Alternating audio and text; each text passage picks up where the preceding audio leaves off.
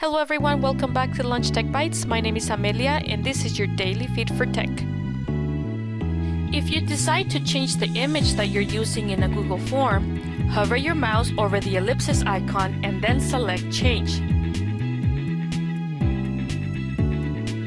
To reorganize the order of the possible options for the question, select the question and then click, hold, and drag the options.